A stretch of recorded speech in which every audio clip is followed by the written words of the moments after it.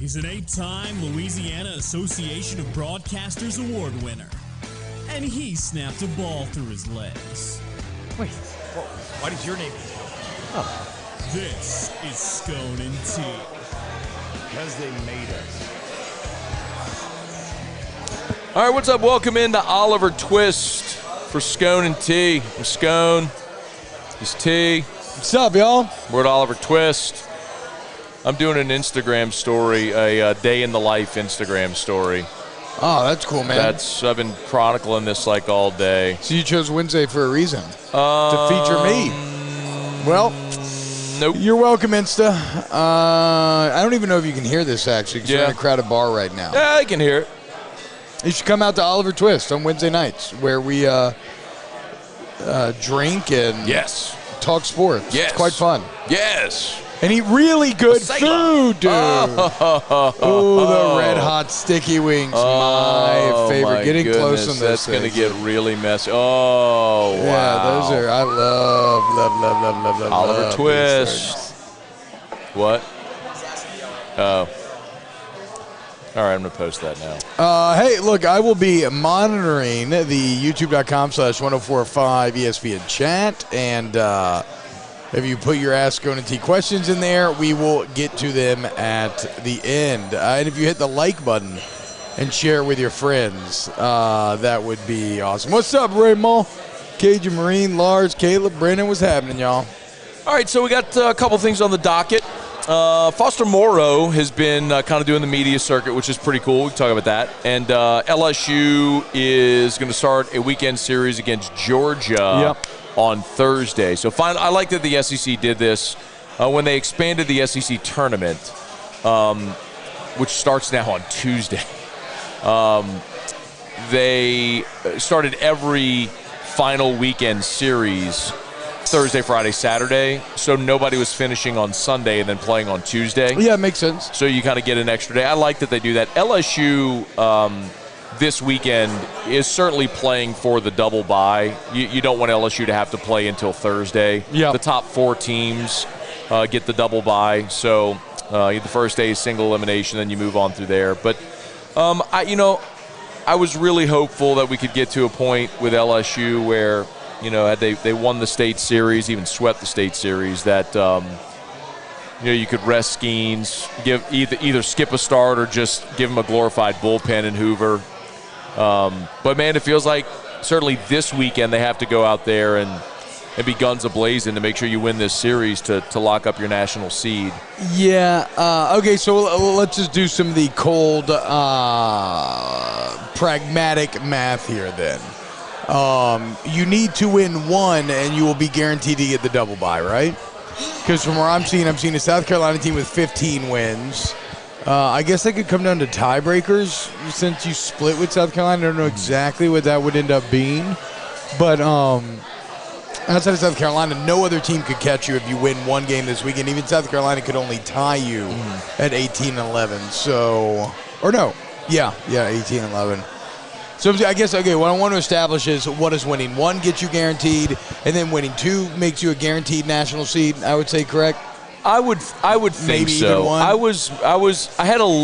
breathed a little sigh of relief earlier this week. I talked to Teddy Cahill from Baseball America. He's one of their prognosticators.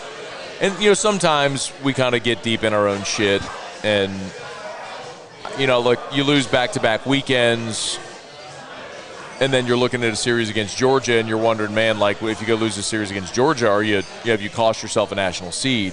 And, I asked him right now, like, is LSU a national seed now? And he said, like, oh, yeah, absolutely. It didn't even hesitate. I think they got, maybe it was like the 4th national seed right now. And then you start looking at the other teams that you'd be competing with. Yeah, makes sense. And you look at resumes. I mean, LSU's got 40 wins. Yeah. They've got series wins over Arkansas and Tennessee and Kentucky. Everybody loses weekends, which is true. So, I mean, it gave me a little bit more it gave me a little bit of relief to know that LSU, like, it would probably take LSU getting swept this weekend and then, being winless, 2 and out in Hoover. And if you did that, then, like, you're really, really, really tempting the committee to not give you a national seed. But I the point is you basically You win one, you're basically going to be a national seed and you'll get the double bye. I don't know that I'm willing to say that. Then you win two, you're guaranteed to get, literally guaranteed to get double bye. Yes, and I think for sure, pretty much guaranteed to get national I think seed. if you win this weekend, you're a national seed for sure.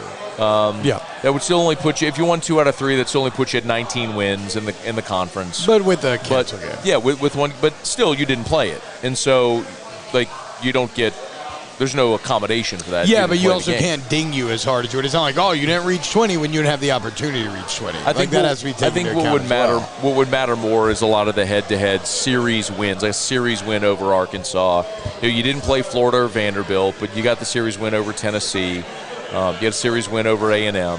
So some of that will absolutely matter. Your RPI is very strong. Your RPI isn't going to fall at all. You're still playing conference games. So.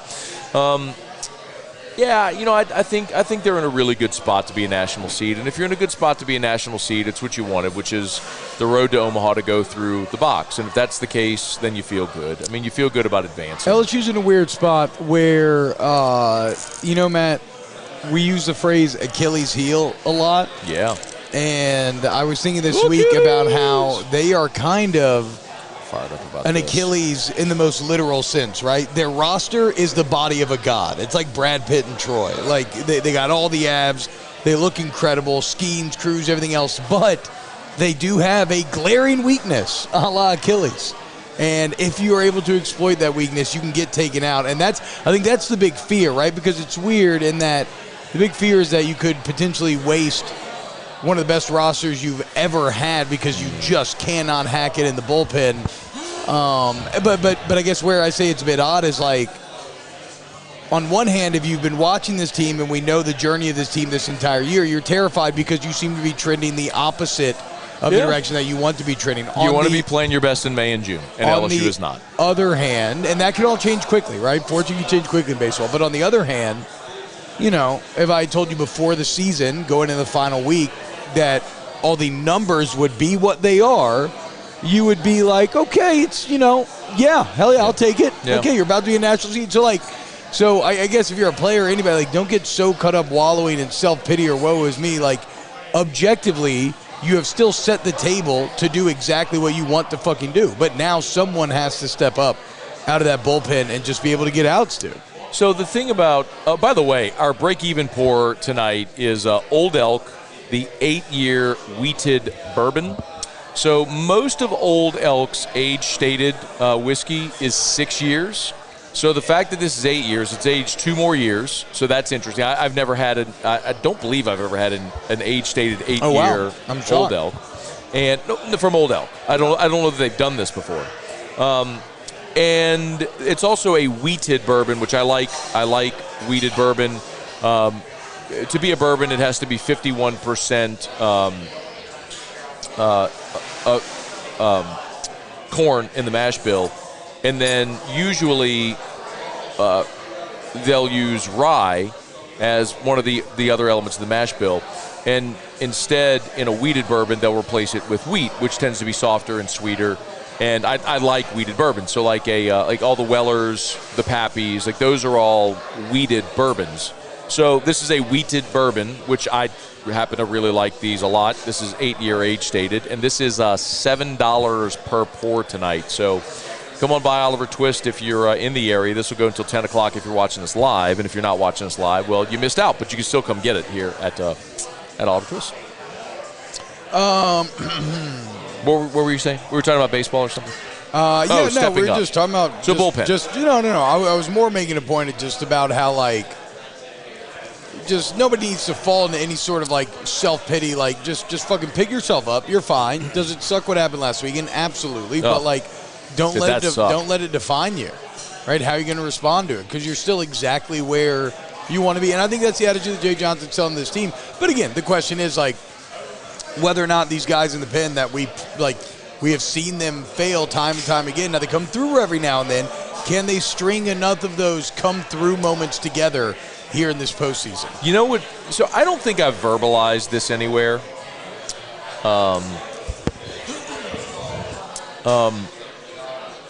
And maybe I would even just ask you this, because I could this is maybe more of the psychology of an athlete at this level. LSU has continued to hit the ball.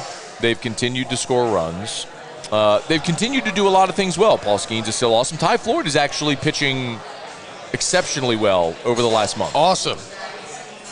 The one guy who isn't is Dylan Cruz. He has... Yeah, he's hit a skid.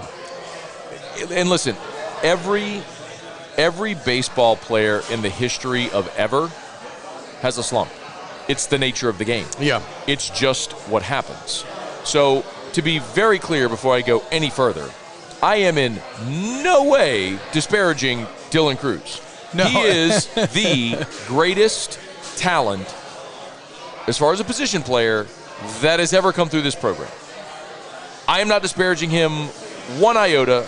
He should absolutely be the number one pick in the draft, and he's awesome. Okay, so just to be very clear about that, so nobody comes back and says anything. This is kind of funny because this reminds me of when we had Jay on last week, and I was like, I was like, look, I just have to ask. Yeah. I don't want to. I get it.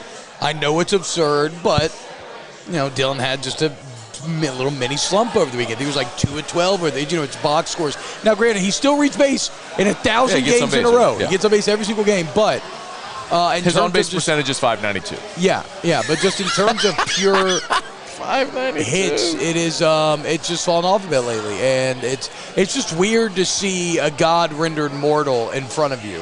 But I will always bet on Dylan Cruz to fix it when he needs to fix it. Even last night, there were 2 balls he hit that the official scorer ruled errors on McNeese. In my opinion, both should have been hits. Yeah. I saw one, the second one. I didn't see the first one. The first one was he smoked the ball at the third baseman. They ruled it an error. That should have been a hit. And the second one, the throw was a little bit off target, but he was already past the base. It would have been a hit anyway. I think the official scorer fucked that up. So he should have had 2 hits. Whatever. Point is, my question to you, or my thought was, is it maybe just a little psychological where when you see Superman fighting it a little bit, maybe it just gets into your collective head? You just don't play with as much confidence? I mean, I think that I don't think that players think about it that consciously, but I think there is something subconscious there. One of the old favorite stories that I heard from about before the 2011 National Championship. This comes from Wes Neighbors, who, of course, is very connected in Alabama. Yep. Played there, son was special team captain. His father was an All-American center for Bear Bryant. He played, so Alabama royalty. I don't know the truth of this. This is just what he told me. Is that before the National Championship, that Nick Saban had a sports psychologist study our team, and that what the guy said was that, listen, essentially, Tyrann Mathieu is the head of the snake. He's the engine, makes everything go. If you can demoralize him, you cut off the head, the rest of the body will follow. And, again, don't know if it's true, but if you look at how they played us, that is in keeping with what their strategy was, where they were making a point of attacking Tyrann, but attacking Tyrann in the lowest risk potential situations, right? They weren't going to kick to him, and then they were going to throw to him on the sideline with a guy who was way taller than him, and it was like A.J. McCarron. Hey, who was the tight end? Was it O.J. Howard? No, O.J. Howard wasn't there yet. I always get him. I get all the Alabama. Was it Michael Williams? That was the one. Right. Michael Williams is the one that Eric Reed stole the ball from at the goal line. I feel like I would recognize the name if I heard it. Maybe not, though. I mean, Michael Williams is one of the names on the 2011 roster. Williams was definitely the tight end that Eric Reed stole the ball from at the goal line in the 9-6 game. I'm 100% positive of that. I don't remember who the other tight end might have been. It's probably best if you look at the 2011 National Championship box score. But anyway, the point is, they attack Tyrann to get the sideline, throw it over his head, where it's like he's going to be out of bounds, or was it Brad Smelly?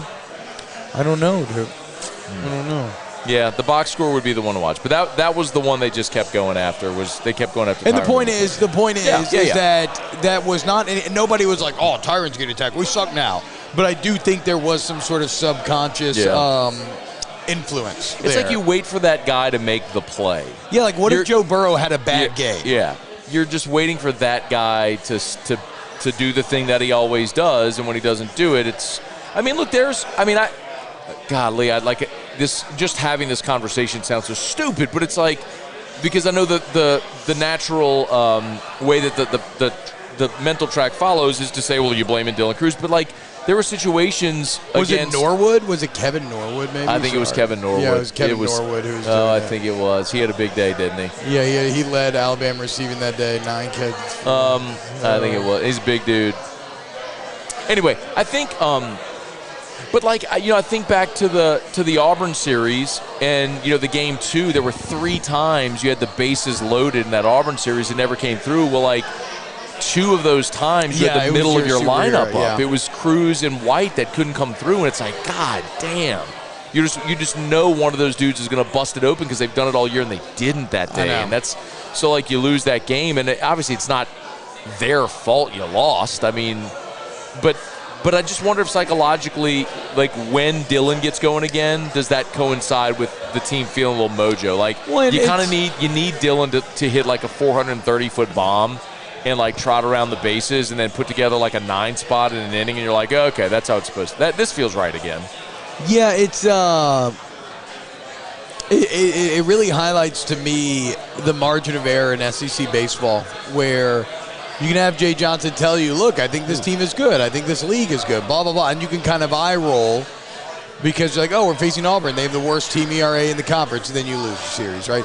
And you lose the series – not yes, I mean the bullpen, everything, absolutely, but like you said, you had the guys up with the table set to do exactly what you need to do win. But those are the margins. If your superhero doesn't come through, then you can lose to a team like Auburn, and you can lose to a team like Mississippi State, even in a series. So the game 3 just a against brutal Auburn. Game. I mean, game 3 against Auburn, was just an abomination. Like you walk 7 guys in the first inning, you're done before you even get started.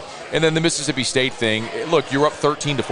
You're up 13-4, and the whole team collectively took their foot off the gas. A dude with a 10 ERA threw 4 shutout innings against LSU. I mean, the bullpen disengaged, the offense disengaged, defensively they disengaged. I mean, even like you had Riley Cooper in the 9th got the ground ball you wanted for the double play, and Jones is at first base, and he throws down the second, throws wide of Thompson. It pulled him off the bag to where he couldn't turn 2, and what ended up being the winning run scored. And I'm not like putting it all on Jones, but the point is like you had opportunities, man. Yeah, it was like disastrous. It was everything. I mean, it was literally. But it is kind of the culmination of 2 weeks, right? It's the culmination of all the elements that have been building up over the 2 weeks. An increasingly weak bullpen. Maybe your superstar bats going a bit quiet. Just kind of leaking confidence when it comes to just getting outs in general. Like defensively, you continue to struggle. It's and it feels like it all came to a head in blowing that 9-run lead. Yeah. Well. The one other thing I'll say, and we'll move on, but if you want to, but the one other thing I'll say is, as far as the bullpen, like there are things that are objectively true about this bullpen.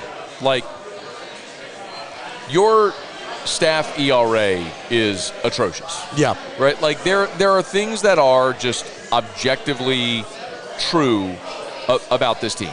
Like I haven't looked at it since last weekend.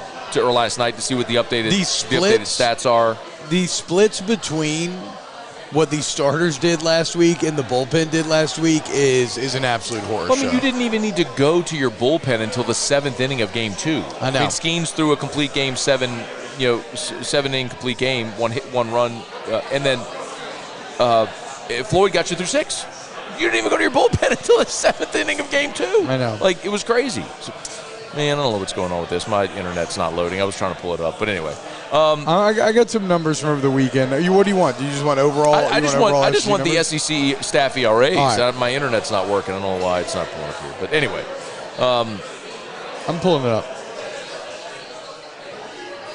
Hey, by the way, Oliver Twist, great spot for breakfast. I'm sorry. I was going to say, huh? Rock Paper Taco, which is a sister restaurant of Oliver Twist, right down the road on Perkins, like right there next to here. Do you want conference only or just either's fine. LSU's 4-6-8. which is about middle of the pack, which a 4.68 staff ERA. Yeah, but that's because Skeens and yeah. Floyd. Yeah. I mean, right? That's him doing a lot of heavy lifting, dude. That's Skeens being such an outlier that he's dragging down like the 8. Pull up LSUsports.net. Pull up LSUsports.net and look at the ERAs. Oh, never mind. Well, this loaded for some odd reason. I actually don't like the LSUsports.net website. I don't either. No, if you go to the ESPN FCC website, it has better LSU baseball stats. Like, easier to read. So, this little custom widget that they tried to make is everybody that went to this interface, it's atrocious. It's no good. Okay, so like Skeens' ERA is 1.7. Edwards and Shores are next. Ackenhausen is at 2.6. Herring's at 3.8. Floyd's at 4.5. And you have a big drop-off, man. Then there's Dutton at 5.19. Money's at 5.52. Cooper's at 5.93. Coleman, who's better than a 6 ERA, but has a 6 ERA. Christian Little's ERA is nearly 7. Hurd is 7. Collins is 7.47. And these are the guys that you're relying on. Yeah, so my point is, like, you got guys at the top. I mean, I'll continue to point out Edwards and Shores. I mean, Edwards' ERA is 1.93. Shores' ERA was 1.96. I mean, those are your two best arms out of the bullpen. You lost them for the year. So that sucks, but that's everybody has them. Everybody has lost arms. I mean, Arkansas has a ton of arms, yeah. right? Like everybody's dealt with Arkansas has crap. lost 3, including Jackson Wiggins, who they haven't had the whole year. So yes, that's very significant. But I guess the point also is, I could look at all these guys and point to times this year where they have been very good. Like Griffin Herring at times there was a point after the injuries where Griffin Herring was your best arm out of the bullpen. Gavin Guidry has been your stopper, your emotional guy. The most tenacious, at least, right? It seems like he's a little bit the most fighting him. Rarely gets beat up the most. Cooper on Sunday against Mississippi State stopped the bleeding. He only gave up 1 run. You throw 2 2/3, and it was the last run, which sucked. But I mean, he's when the dam had broke, he was the guy that stopped the bleeding. Now the night before, he came in relief with guys on base and gave up a bomb, and that sucked. But there have been times where he's gotten you out. So I guess my point is, he was that stopper more consistently than not last year. It's just been this year where he's been so haphazard. The point I'm making is you've got guys that this year have been very good at times, and at times they've been very bad. It's kind of the unsettling thing for Jay and for Wes Johnson is you don't know which version of Griffin Herring or Blake Money or Javen Coleman that you're going to get on a game, or Thatcher Hurd. Yeah, like, am I going to get the Thatcher Hurd that was nails and closed down Alabama and closed down game 1 against Auburn, or am I going to get the Thatcher Hurd that that imploded in the 8th against State? Like, I don't know. It's a roll of dice. That's the very unsettling part. It's I mean. But, am I going to get the Christian Little that was perfect through 3 innings against Kentucky, or the guy that couldn't record an out against Auburn? Game 3 Auburn? Yeah, no, but that's like you said, that's the shitty part. So how do you coach your way out of that? You don't. Is it just trying to recognize it as early as possible and making that switch, but then you don't really have options? No, it's the thing about baseball, man. Like oh, wow, what is this? Oh, that's probably his, I'll bet. Oh, thank you. Merci. What is it? Okay. It's some sort of delicious margarita. Maybe a little tahini on the rim. The thing is, like, you can't.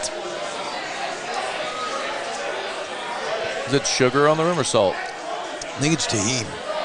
Or maybe like spice or salt. What is it? Oh, it's mezcal. Oh. That's what I was very thinking. Good. Oh, there you go. It's tasty. It's very beachy. Great for the heat. Sorry. So, no, it's the thing about baseball, man. In football, your coaches can scheme a great fucking game plan. You know what I mean? You can out-coach your opponent. Yeah. You can do the same in basketball as well. In baseball,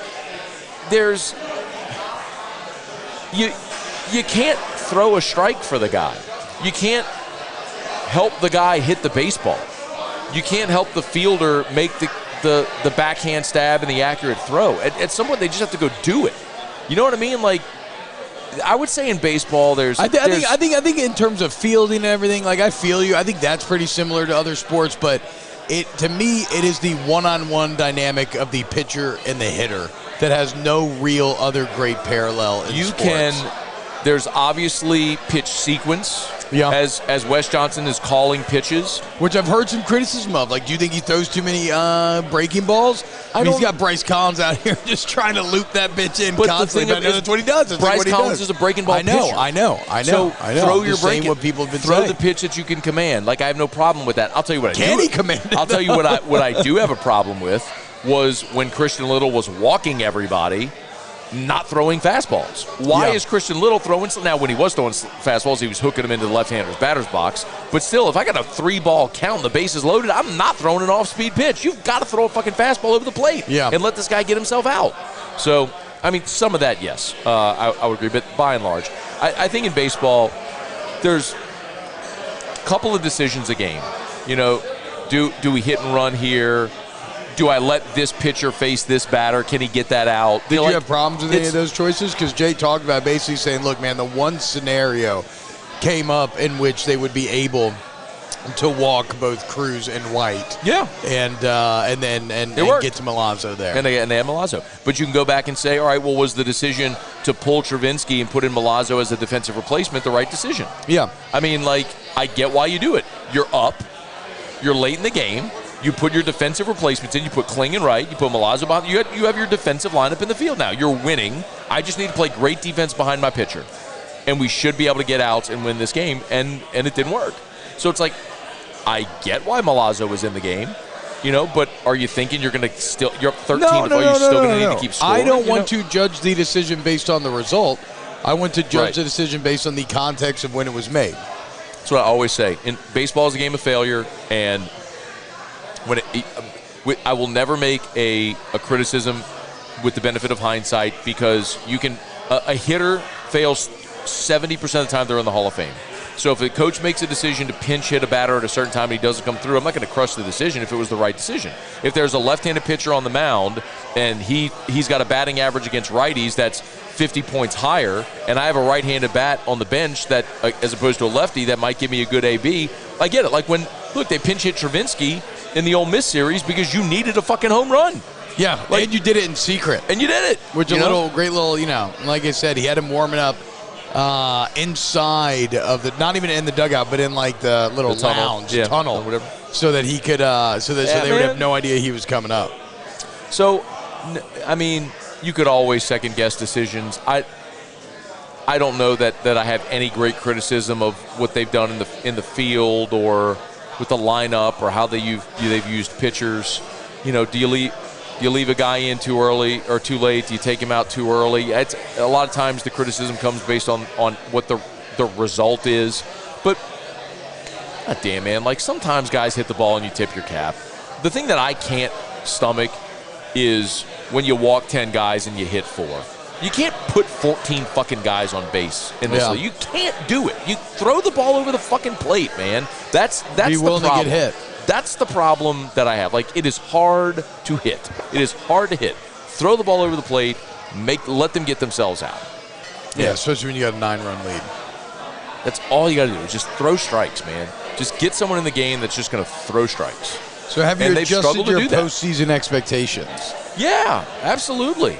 From what to what, though, I'm saying? I mean, I thought this was a team that basically guaranteed Omaha, and now you have no idea? Well, I think I look, if I had to, because that's where I'm kind of at. The way that I always, I'll know more after this weekend, because the way that I always look at it is, if you ask me to answer a question, and this is in any sport when someone asks me to give my opinion, it's like, would I take my entire net worth and put it on red or black? You know what I mean? So it's like, if you ask me, would I take my entire net worth and bet LSU to win a regional? Absolutely. That's the easiest fucking decision in the world. Like, the fans that are yelling about LSU saying they're not going to win a regional, it's so fucking dumb. Like, could they lose? Sure, they could lose. We saw 2014 LSU lost in the winner's bracket with Aaron Nola and Alex Bregman on that team, and it sucked, but sometimes it happens.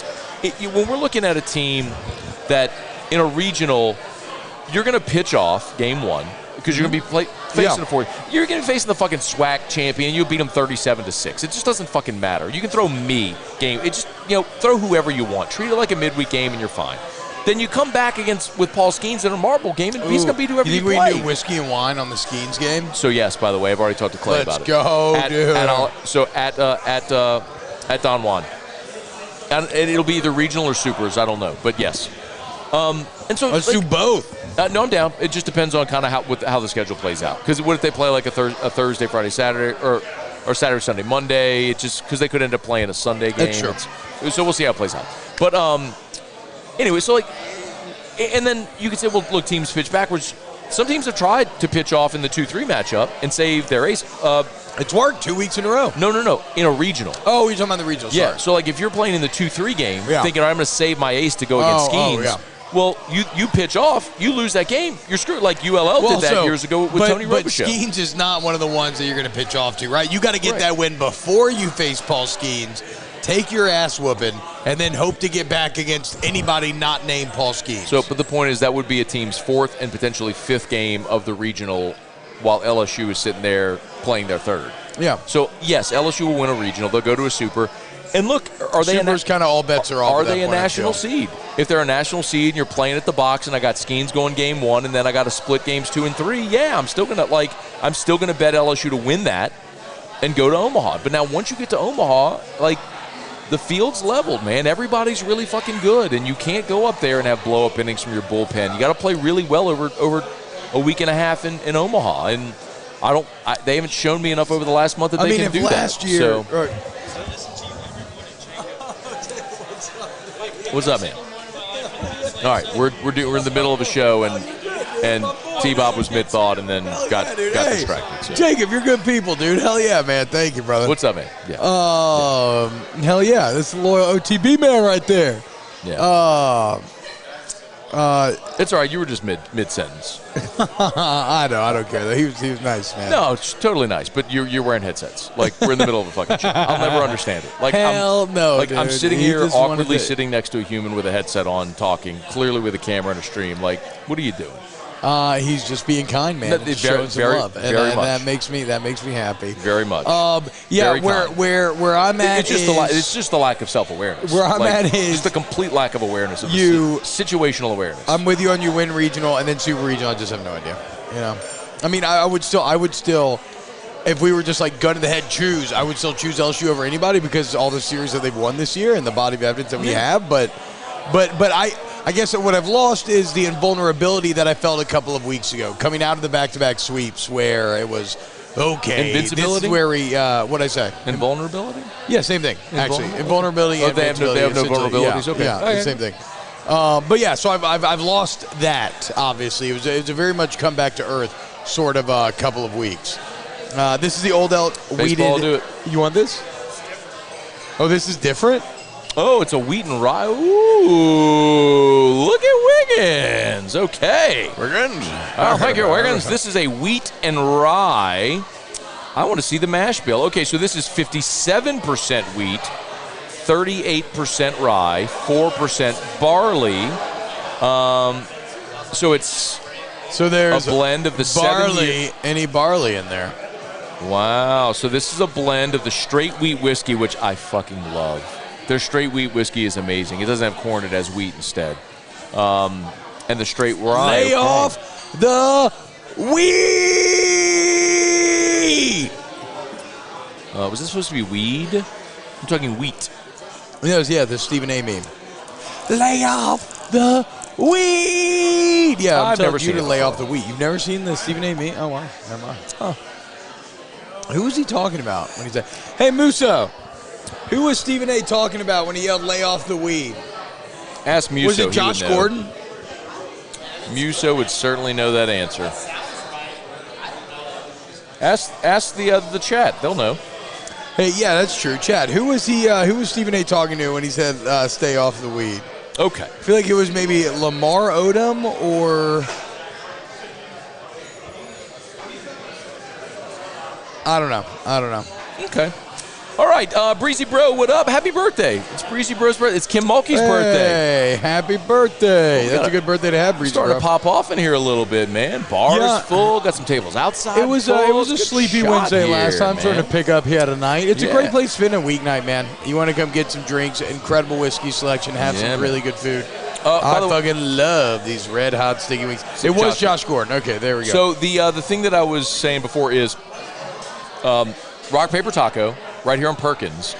They do serve breakfast. So if you're ever looking for breakfast, and in particular, huge for the hospital crowd right here. Oh, that makes sense. People that work 7 to 7, right? You get off at 7 a.m., you're going to look for breakfast. Rock Paper Taco, open for breakfast right there on Perkins near Essen, and bottomless mimosas for $15 from 7 to 10 a.m. You know what the only better thing than a breakfast taco is? A regular taco? A breakfast burrito. Oh, okay. I fucking love breakfast tacos and breakfast burritos. I do love a breakfast burrito. I'm not even going to lie to you. Ooh, you have an elite breakfast burrito? That is... Oh, this is magnificent. Might be a top 10 food in the world.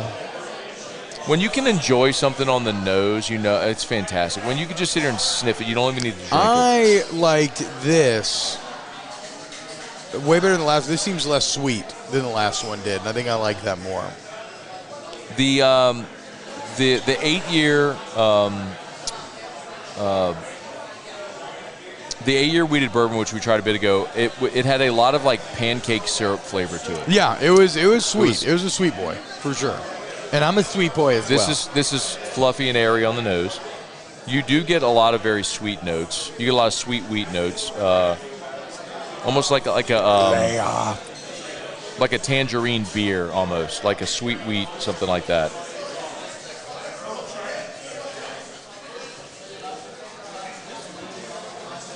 Good oily mouthfeel. Good for the Spurs, dude. Heat, good long finish. Heat, but not overwhelming. I mean, with that complex, continues to open up. The coolest part about Wimbayama is just oak and tobacco. France already loved the Spurs, right? So good. Yeah, Tony Parker. Shout out. I mean, that's pretty fucking great. Do you think they rigged it? You know, the NBA will do that every now absolutely. and then? Totally rigged. I'm a big conspiracy theory guy. I don't know if you knew that about me. It sounds like you're being sarcastic. Yeah, I am. I fucking hate conspiracy theories. I think people that buy conspiracy theories or try to sell them are fucking stupid. I hate conspiracy theories. Yeah. Because the point of a conspiracy theory is that it can't be disproven. That's what makes it a conspiracy theory. And people who believe them largely are stupid simpletons. You know what I think as well is that my biggest problem with conspiracy theories is that they assign a level of control that I just don't see in the world. You know what I'm saying? Sure, that makes sense. Whereas really, I think the far scarier thing than shadowy cabals and conspiracies ruling our everyday existence is the fact that it's actually just a bunch of slapdick other humans. Yeah. Like that dumbass who you used to do coke with in the bathroom in college. He's now making like very important decisions that have hundreds of jobs on the line, or is a powerful figure in the government. It's people that's what terrifies me. Like the dumbass friends that used to do keg stands with is now a doctor operating on people and like amputating things. Like the Kennedy assassination, like the second gunman on the grassy knoll. Like, why are you being retarded? I shouldn't use that word. I know people don't like that word, but that's stupid.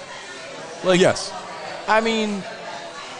There's so much forensics that show how that happened. Like, you had an expertly trained military marksman in a book depository, and he shot a president. It's very sad and terrible.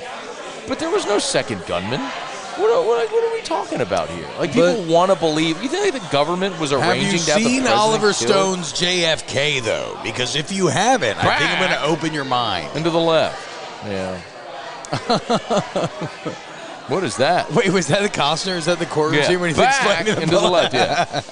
Well, because the whole thing that they say is that Kennedy was shot from behind, but his head went back, and so if the bullet came from this way, how did it?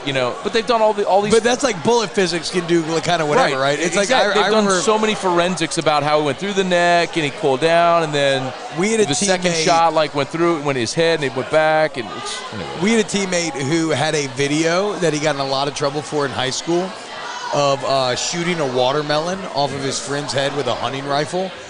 The dumbest shit I've ever seen in my entire life. When he showed it to us, it was like, you are a fucking psychopath. I loved him. He was a cool dude, but it was insane. Yeah, very dangerous. So obviously he posted online, this early internet, right? And I guess the FBI shows up to his house like, you got to take that down. And then they explained to him that because obviously, when an object gets enough velocity going, something like water can become essentially like hard, right? Like super hard. And so what they were saying is like there is no guarantee that bullet is not going to ricochet off of the water straight down into your friend's head. On top of like you just shooting a watermelon off your friend's head. I saw the video. It still sticks with me to this day. I mean, you want to talk about not worth it. But that's like, so right before I came here, I turned on Honey, I Shrunk the Kids for my kid. You want to talk about not worth it? No, yeah, well, you just shot a watermelon off? Yeah, cool, man. Okay, he almost fucking died. For someone who lives his life using the $1,000 word, you just went to like the 30-cent word and punctuated it perfectly. I mean, at all. You're talking about not worth it. You were talking about stressful. I was watching Honey, I Shrunk the Kids today with my daughter. I haven't seen that movie since I was like 7 or 8 or something, and I used to love that movie. It's a great movie. I still love it. Saw it in the theaters. Really? Yeah. So it's really still a classic. Bon Marché Mall. But at one point, oh God, why am I blanking on his name? Who's the actor that Rick Moranis? Rick Moranis, thank you. At one point, Rick Moranis, he knows that he has shrunk the kids. He also knows that he swept them and threw them away, and he knows they are somewhere in the yard, and he knows that his wife thinks the kids are missing, the neighbor's kids are missing, and he knows that he fucking shrunk him, and they are most likely dead and lost in the yard. And he's just holding that inside him as a kid. You're like, oh, look, he's being funny. He's like searching through the grass as an adult. I'm like fucking terrified for him, dude. Yeah.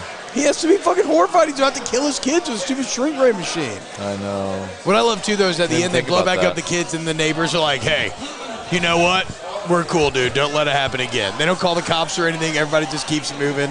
No PTSD for the kids. They're like, all good. We're so glad that we live. Drunk and almost run over by a lawnmower. Yeah, no, lawnmower, ants, water, like cigarettes. Yeah. Yes. Actually, I forgot that the ant ended up becoming their friend. Yeah. I forgot about that part. They rode the ant into the... They would have a little piece of Oreo in front of him, and the ant, where they didn't want to leave him, they were like cuddling with him and stuff. It was cool, man.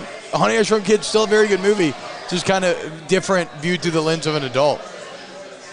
I'd be fucking stressing if I shrunk my kids and then threw them away in the backyard. Threw them away in the backyard. I'm like, fuck. You ever tried to look for like a ring or anything in a yard? Imagine it was your child. Yeah, I'm a little stressed about that now. I hadn't thought about that in a long time. Exactly. Okay, I'm over it. Let's go. What we got next? Questions? 742. We want to talk real quick. Oh wait, I got to tell you something. No, I got to tell you something. What? Bro, I'm really legitimately disappointed, but I think this is a behavior you'll correct. Wow, this sounds like such an aggressive start. You've started to do the thing that the national people are doing. What is that? Foster Moreau.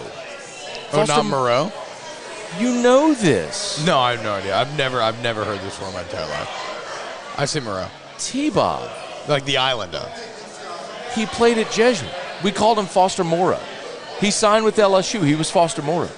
For his entire LSU career, he was Foster Moreau. Yeah, see, he was drafted and then now goes to the NFL, and every slapdick moron NFL announcer who never just bothers to ask the kid his name calls him Moreau, and now you're calling him Moreau. Well, we've all seen the Island of Dr. Moreau.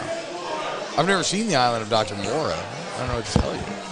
I mean, this is one of those things where this is the first I'm hearing of it. And I don't want to ever mispronounce somebody's name, right? As somebody who grew up with the last name Hebert in Georgia. And getting Herbert constantly. That's I will exactly fix it. the point. No, I will fix it, but I've never heard this before. That's bullshit. You can't know you're doing something wrong if you've never heard it. Hold on. Yeah. No, you're going to tell me what people have been saying the whole time. But what I'm saying is you've been saying it, and all I'm hearing is Moreau. Because I never even thought about that. This is like my best friend's wife is named Laura. For over a year, I called her Laura until they finally fixed it. But the thing is, everybody's saying Laura, but I'm not hearing Laura. I'm hearing Laura because that's how it's pronounced in my head. So in the same way, I'm not hearing Moreau. I'm hearing Moreau because that's how it's pronounced in my head. It's an easy fix. What I'm telling you, though, is for your we used to do pregame together. Yeah. For I don't even know how many years. For 5 hours. Yeah. And those were years when Foster was playing. Yeah. I called him Moreau the entire time. You didn't. Yeah, ever. I did. Yes. 100%. 100%. Official liquor of Chicago? The old Windy City? What is? Oh. Is it gonna blow my hair back? Chicago. This feels like a lie. This feels like a Chinese liquor trap right here. You've literally pulled a Chinese liquor trap on me before. This is Jepson's Malort Liqueur. Yeah, I could say Moreau. I can say Moreau from now on. I just told him that he keeps saying Moreau. And he swears he had no idea. Chase has seen the island of Dr. Moreau, but you've never seen the island of Dr. Moreau, have you? It doesn't make any sense.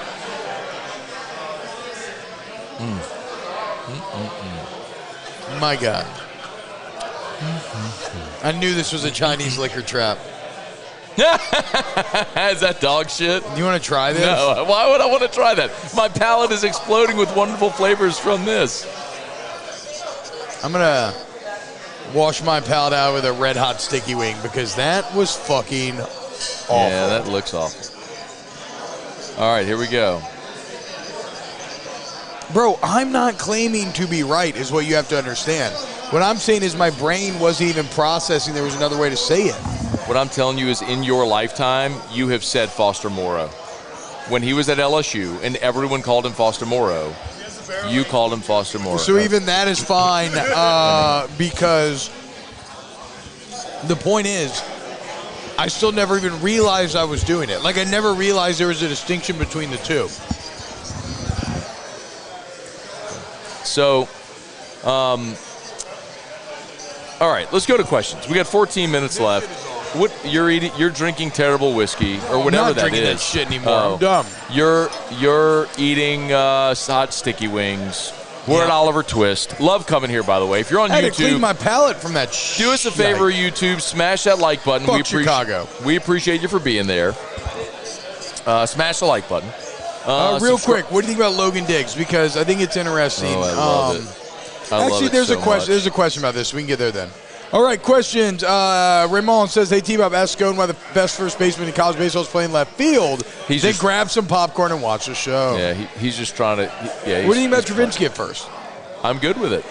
I think anybody that plays college baseball can stand on a bag and catch a ball. Watching Trey Morgan make diving catches, running into the wall. Like the thing is, for 3 years, look. This is a 3-year long conversation. I know. I've said Trey Morgan will never play first base in the next level because you don't put athletic people at first base. If someone has that athletic skill set, they're going to play either the left side of the infield or in the outfield. Trey Morgan is left-handed. He can't play the left side. He's going to play outfield. And what's happened? He's been a fucking awesome left fielder. Yeah. He's been incredible. And he's continued to hit and all that stuff, and he's made himself a shitload of money because he's shown he can go play in the outfield. I am okay with Travinsky playing first base. The conversation that we had today on AFR was what you do with Travinsky, Jones, Beloso. So what we're going to see, I think, what Jay has sort of shown us is they're going to and he's even said this, Travinsky's going to catch game 2. He likes Travinsky catching Ty Floyd. Fine. Okay. If you catch Milazzo games 1 and 3, okay, then you have Beloso, Jones, and Travinsky and decide what to do. I think they were trying Travinsky at first base to see if it would be a total disaster so as not to have to try that in a postseason game or this weekend against Georgia, and he did just fine, which of course he did because he's a big college athlete who just stood on a base and caught a ball. I actually had a nice pick as well. But I think this weekend, because you're going to face 3 lefties, they might lean toward the righties, so maybe Beloso is the odd man out. We'll see. But also, at that field, at Foley Field, it's 314 to right. It's a short porch. I want dead pull left-handed hitters or righties that can go the opposite way because pop flies at Foley Field will leave the yard. Yeah. It's embarrassingly short to right field. But the interesting thing that we talked about on AFR today, if you look at the SEC-only stats, this is where Jared Jones is. Like, he's had a great year. It makes his numbers a bit more human. He's hitting 300 for the year and has 14 homers. But in conference play, Jared Jones is hitting 262, which is still very good, by the way. Yeah. 262, 5 homers, but this is the kicker. He's got 38 strikeouts and 84 at-bats. He's basically striking out every other at-bat. Yeah. So, like, he's what Travinski was a year ago. Yeah. A guy who's got great power, but a lot of swing and miss. Travinski in league play is hitting .391. Jesus. 4 homers. Now, and granted, that's in 23 at-bats, but he's only got 6 strikeouts. Yeah, you got to get Travinski more at-bats. So. I guess my only point is, like, I want him in the lineup, unless if he proves he can't hit the ball anymore. But at this rate, he's a more veteran hitter. He's a seasoned player. He deserves to be in the lineup. So you either DH Travinski and play Beloso at first, or you play Travinski at first and you DH Jones or Beloso. He's like a just older version of Bear too, because they're both so tall and fucking jacked looking. But like Travinski has a better mustache, even though they both have mustaches. So he's just a little more seasoned version of him. Okay, questions. Brambo says RB1 is Emery. Diggs will be a lovely compliment. I don't believe that at all. I don't think Emery. So this is where it gets interesting. I know you believe Diggs is RB1 when he steps on. I think Jake believes it's Josh Williams and then some mixture of Diggs and Goodwin. And how I feel is like I don't know that I have an opinion on who I think. I think Josh Williams may be in the driver's seat, but we'll see. Like Diggs, but then. The only thing I feel confident about is that I'm treating John Emery like Zion Williamson this year. Where, like, if he's there, great, let's see what he can do. But I'm not going to sit here and rely on him after the spring and everything else. So just to be very clear, I didn't say that Diggs is RB1. I said he's their best running back, and he is their best running back. Okay, I mean, it feels a little semantic, but yes. No, because I agree with Hester that Josh Williams takes the first carry. He's the veteran guy. They trust him. He's a good, well-rounded back. I'm just telling you, Diggs is their best back, and by the end of the season, I think will emerge. But, like, day one, snap one, I would imagine Josh Williams is still the first guy. I think Jake thinks that by the end of the year that Josh Williams will still have the majority of the numbers there. It'll be there'll be no great numbers. There'll be no great 1,000-yard rusher or anything, but that Williams, kind of like this last season, will end up in the lead. I think all that is a bit. It doesn't really matter. I mean, honestly, the best thing is what we can all agree on. Is that you added a really good name or really good talent at a position that needed it, and that's the goal. If they didn't feel like they needed it, they wouldn't have added him. Yeah. Like if they had Well, Kelly Williams, said it. He's like, Goodwin. It looks crowded on paper, but it's actually not crowded because of all the uncertainty. Yes, that's true. So they went and got a dude that is a really, really, really good running back.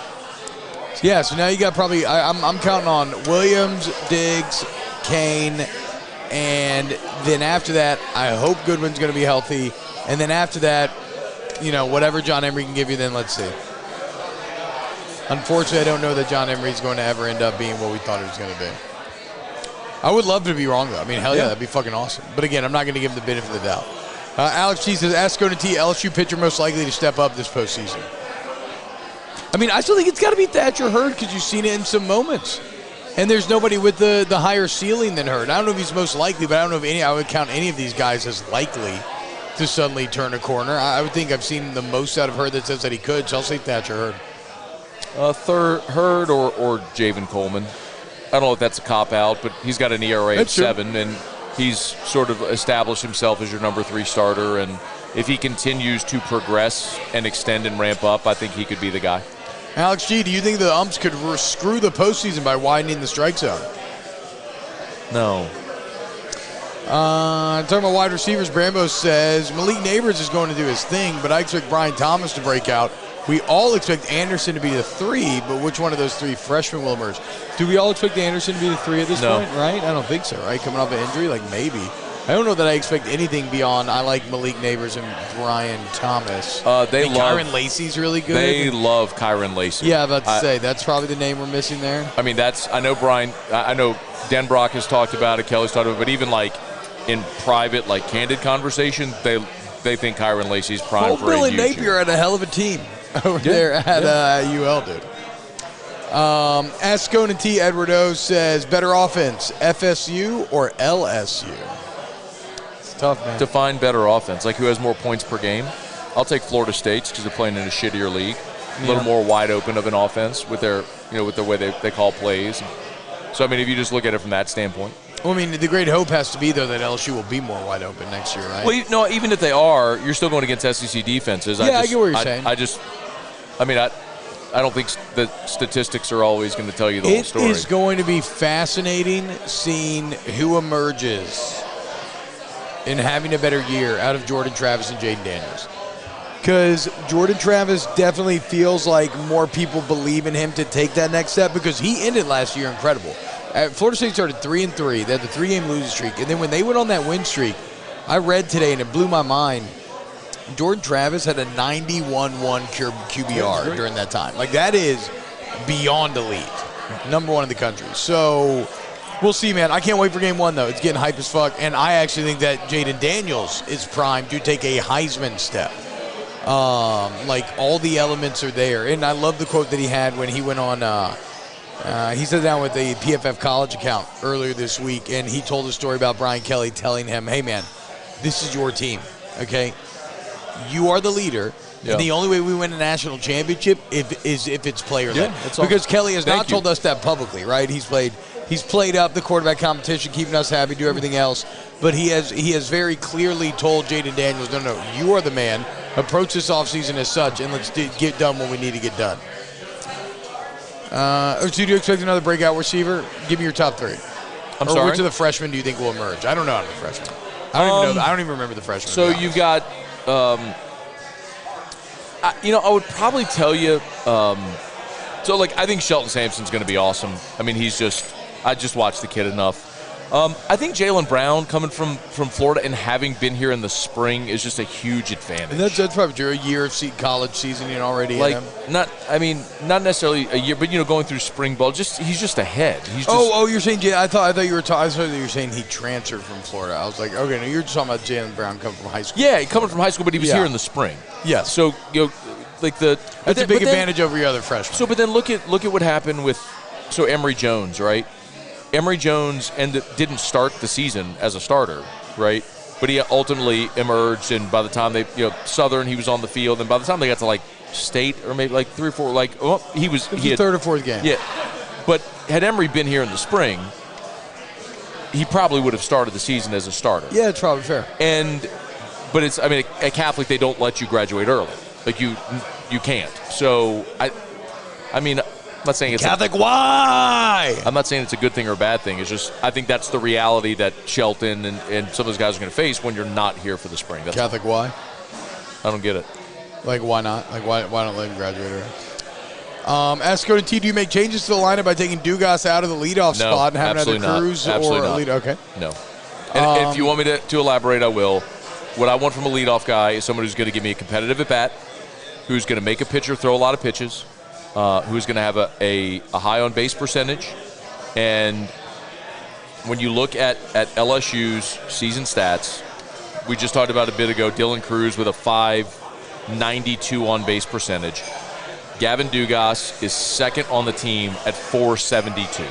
Second best on base percentage. He gets hit. He takes walks. He works counts. And he has the ability. He hits home runs. That's exactly what I was saying. He's got the ability to hit a homer, so he can hurt you to lead off a game, like he did against Auburn in Game 3. He led off with a homer. Yeah, felt so good at that moment. And then also, But then also, when you turn the lineup over, if your bottom third gets anybody on base, your leadoff guy doesn't have to be a table setter. That's one thing Milazzo's been very good at 9. I feel he has been. He's been great. Milazzo's on base percentage is .405. He's hitting 329. You'll take that all day, and he's only got 15 strikeouts on the season, man. So, he's cut his strikeouts down. Look, he struck out twice last night when they're trying to get him to bunt. Why are you asking a guy that never bunts to bunt? It was weird to see the bunting kind of, yeah. I mean, maybe they feel like they need to practice some small ball going forward. Everybody fucking knows my feeling on bunting. All right, but that's a great example why. You've got 2 men on. Let him fucking, and the next time up, Milazzo swings away and he hits a ball and they fucking kick it. It's put a ball in play. Good things can happen anyway. Sorry. What's your favorite barbecue meal? Bilbo Baggins wants to know. My favorite barbecue? Yeah. Like meal. A restaurant? No, meal. Like you're having a barbecue meal. I would say, man, if I'm just going I want to fuck up my gastrointestinal system and never live again. Ooh, ribs are really good. Ribs for lunch. But I would still go with pulled pork, a little brisket. and sausage Ribs. and potato salad and ribs. maybe some Baked burnt beans? ends. Yeah, baked beans. Give me ribs, bro. Give me a rib on the bone. Just I like, mean, let me it's grab incredible. a bone. Yeah, and just, good bone. If I could just have one meat, it would be. I would be hard pressed to. Yeah, ribs would be hard to beat. If I'm only getting one meat. Ribs. Ask Scone T, who's the best? Is the best SEC Tucker Oliver is the best SEC quarterback at LSU? I'm sorry? Is Jaden Daniels What going was to be the the best quarterback in the SEC, essentially? He said is the best SEC quarterback at LSU. I mean, who else, dude?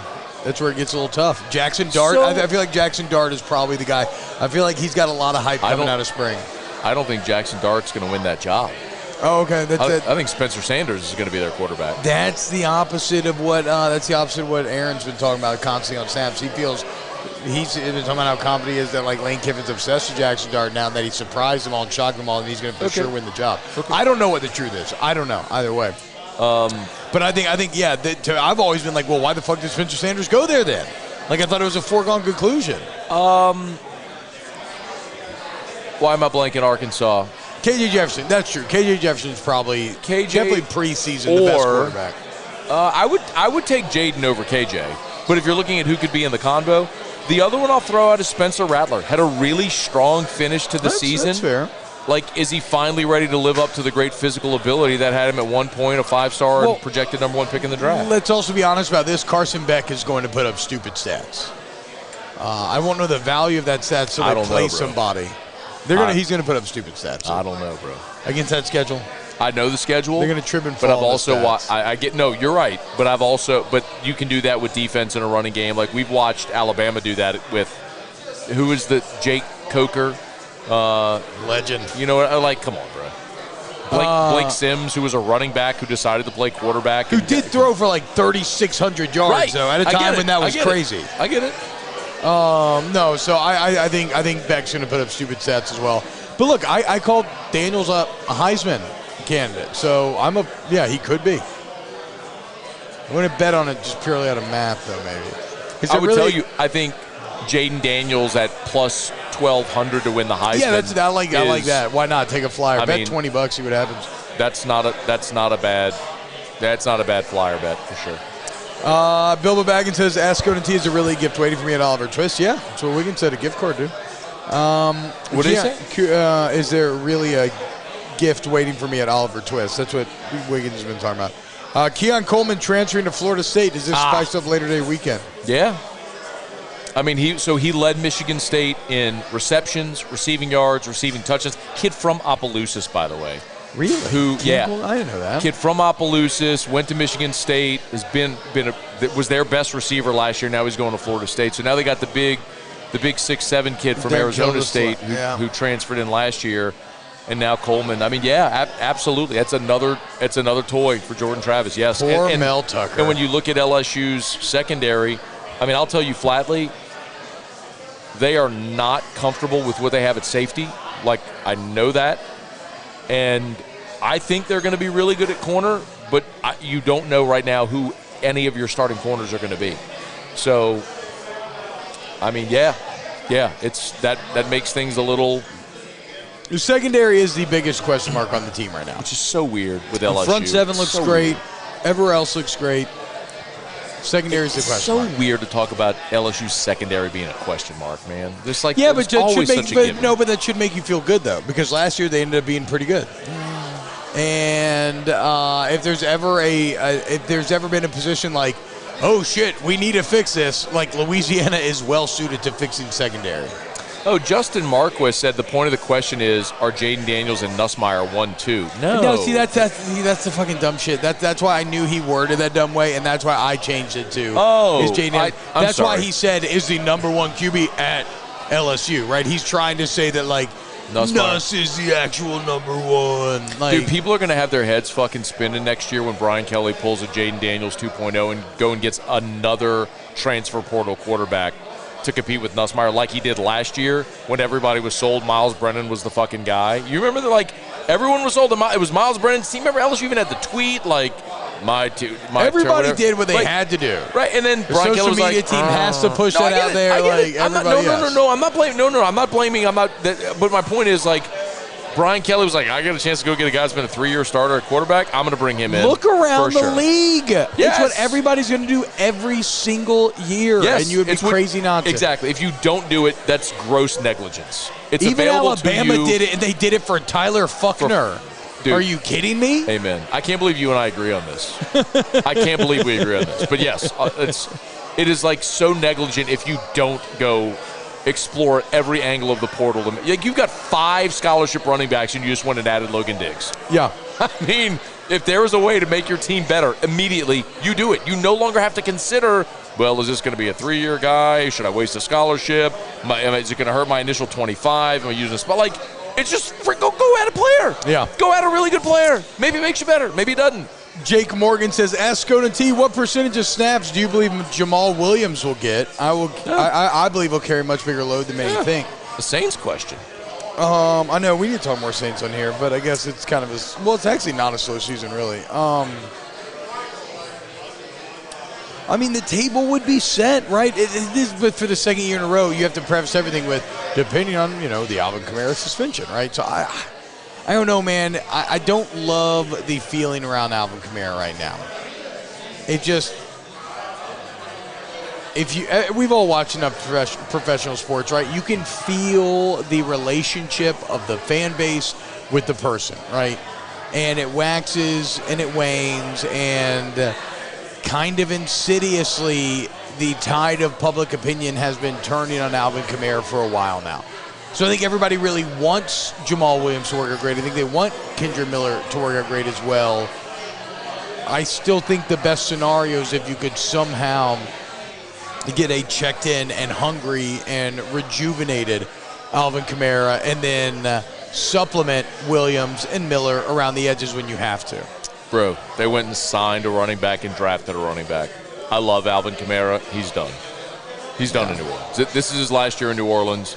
He can't stay healthy. He's got the off-the-field shit. Like, they're moving on from him after this year. I'm resigned to the fact. I hope he has a great year, but unfortunately feels they have set up all of the dominoes to be done with Kamara after this year. It's like when I love Alvin Kamara. He has been a joy to watch.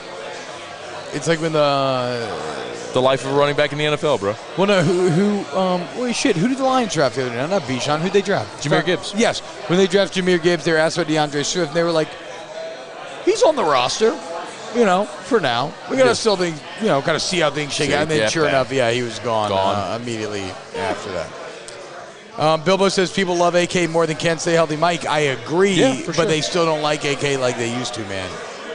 That man was a god. At this point, a lot of people are like, I want Jamal Williams. I want Kendra Miller, which would have been anathema like 3 years ago. If you would have said that, who would you take, Jamal Williams or Alvin Kamara? Even though I don't know where Jamal Williams was at that time. And he's at the running back age, right? Isn't that the analytical age? It's like 28 or 29 when Panthers traded Christian McCaffrey, bro. It's McCaffrey did ball out in San Francisco though. No, for he did. That's worth. But it's just the life of a running back. Yeah. If you get a half a decade out of a running back, awesome. Love it. You're not going to get a dozen years like Cam Jordan. It's just. Ask Scone T, what do the Pels do with the 14th pick? I have no. The NBA 14th pick might as well be the 32nd pick. Means nothing. Whoa! What the fuck? What? Shout out Justin Marquez, just hit legend in standard Hearthstone. What does that mean? What does that mean? It's one of my favorite competitive card games of all time. I played Hearthstone for like 3 or 4 years straight, but like the fucking power creep is out of control. Man, I can't understand all the keywords anymore. There's so many different. Up for you. There's so many different mechanics now that I don't even know about. But man, anytime getting a legend, bro, I used to grind my ass off. I never got to legend. That's what's up. Sounds like you're doing great Justin things Marquez, in life, bud. congratulations, dude. That's fucking beast, dude. That's crazy. Yep. That's the crazy shit for real. He's winning in life. Good for him. Great stuff. I know you're trying to hate, but great shit. That is a fucking dub. Awesome shit. That's a big dub. Great. Not as big as me getting my mount at 40 and wow, but that's a big dub. It is actually way bigger. Oh, all right. Wait, real quick, because video games. Would you take the money from EA Sports to put your name in the game? Absolutely. Who fucking what? No, that's what I'm saying. College this kid is, wouldn't do that? I said on Snap today. This to me is one of the few times where a kid is not going to try to like maximize NIL value. They want to be on there. And honestly, there is an objective argument I believe that you could craft, Matt, where it would be a huge gaffe for any player or any school not to be on the game. Right? In the age where being out there and in front of people makes you money, why would you stop yours? Like, you're not Michael Jordan. You're not Barry Bonds. Those are the only two guys in my childhood that used to say, fuck those agreements and, like, wouldn't do them. Like, it does not behoove you financially or in any case to try to fight for money and hold yourself out because they'll just replace you. There's 1,000 million players in NCAA football. So, yeah, I feel like everybody just opt in here. And it's like Notre Dame is still not committed. Okay, Notre Dame, like, you want to fall more behind in recruiting? Don't allow the fucking 11-year-olds to play with Notre Dame on the video game because you were too proud and haughty. Like everybody, I think it actually behooves everybody to agree to be the video game. And I think that's a bit of a hidden negotiation advantage from EA and the other people making these deals. I don't even play video games. I haven't played a video game since I was 12 years old. I've never played NCAA football. Oh, really? I won't play this version of NCAA football. And I can't fathom a fucking reason why anybody wouldn't want their fucking name on the video game. No, it's insane. Like if EA Sports came like, hey, man, we're gonna put you on the video game. You cool with that? And now they're gonna actually, and we're gonna pay you. Yes. Well, now they're gonna pay you. Matter? They're gonna face scan you if you're on the big team. I know. And so it's gonna be your actual, and it's gonna be your name. You're not gonna have to go online and update the rosters. It's not gonna be some facsimile of you. Like it's gonna be actually. Can we agree you that out the fact that even I think this is a no-brainer? Yeah, for sure. No, I think it's an absolute no-brainer. I think this is a no-brainer. Yeah. I hate video games. It makes all the sense in the world. I mean, but then again, I might be biased as I was the highest-rated player on the 2011 Tigers in NCAA 12, so I don't know. Maybe I'm just so biased. Tyrann Mathieu, blow me. Spencer Ware, nope. That's not possible. Yep. Eric Reed, nope. Who was a 93? Center, 53. I'm putting it on my fucking gravestone. It's going to say loving husband, father, and highest-rated player in NCAA 2012 LSU. Okay. It's actually true. It's literally my biggest life accomplishment in the world. Brody Dupree said, does Haener pass up Winston on the depth chart as QB2 by the end of the season? No. You think that's a... Here, I got a better question. Is that a real question? Look, I'm as excited for as anybody is for Haener. Hell yeah, Fresno to Fresno, baby. I'm about that Bulldog life. I feel you, dog. Bro. But James Winston is the former number one overall pick who's thrown for 4,000 yards in NFL seasons. And, like, he threw for 5,000 yards in Tampa. He led the league in passing. Yeah. What are we talking about? Let's chill. Jake Haener? Fuck. Ugh. I'm glad they took Jake Haener. Yeah. Take a flyer. What do you have to lose? I don't care. Like, I hope he is. I hope he is Drew Brees 2.0.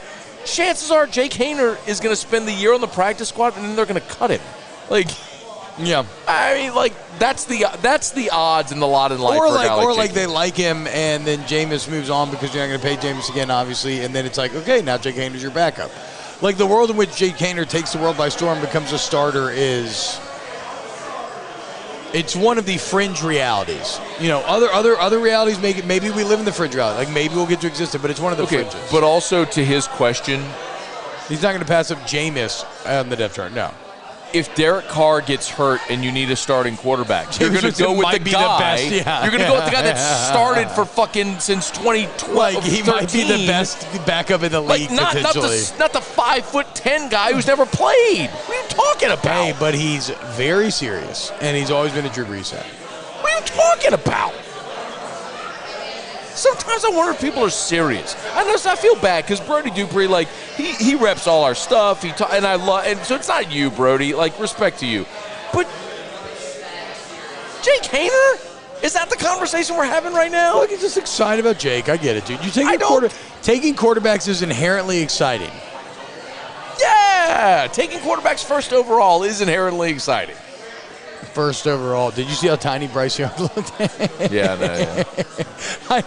I know it doesn't really matter, right? But I said this morning, it's like, Our dumb brains work that hearing something and seeing something are two different things. It's like the Ray Rice video. Like, Yeah. No. we've been talking about how small Bryce Young is for 4 months. But then seeing him behind, and then not shoulder pads didn't help because it makes him look like a little kid with like the big head thing. But like, yeah, seeing him out there, chew. I'm still a Bryce Young believer, and I fucking like the kid. But goddamn, that body's gonna go through some things. I think he's gonna be awesome. I think he's gonna be great. I would have taken him first overall. No brainer. Gotta live. Somehow he Yeah, managed. but you would have rather Are you taken gonna eat Caleb. all of those? No, I'm eating my half. You'd rather take Caleb Williams, Drake May, or Michael Penix over. Caleb Williams is also a short guy. No, I don't. Not like Bryce Young. Not like Bryce Young, but he's still a Caleb small Williams guy. is at least 6'1". Still a small guy. 6'1", 220. Small guy. No. He's my Bryce Young's size. 5'11", 190. It's way different. Nah, fam. What? And Red Hot sticky wings are so good, dude. Oh, they're so good. All right. It's in the show. Huh? It's in the show. It's 8:15. I know. Why That's are what we I'm still saying. doing the show? I don't know. You keep fucking talking, dude. I'm trying to eat these fucking wings, dude. You're the worst. All right. Again, Marquez, shout out, dude, for legend. That's awesome. Is that the guy that's good at video games? Yeah. Probably good. my favorite decks I ever played back in Congratulations. I mean, I don't know if you ever played You're OG. crushing it in life. You're good at a video game. But I Awesome. used to play Priest when it was a Are you shitty getting class. paid? I got my golden Is he Priest, getting actually, paid? not to brag. Is he getting paid? Probably not. Yeah, it's a waste of fucking time. I got my golden Priest, so probably, like I said, not to brag.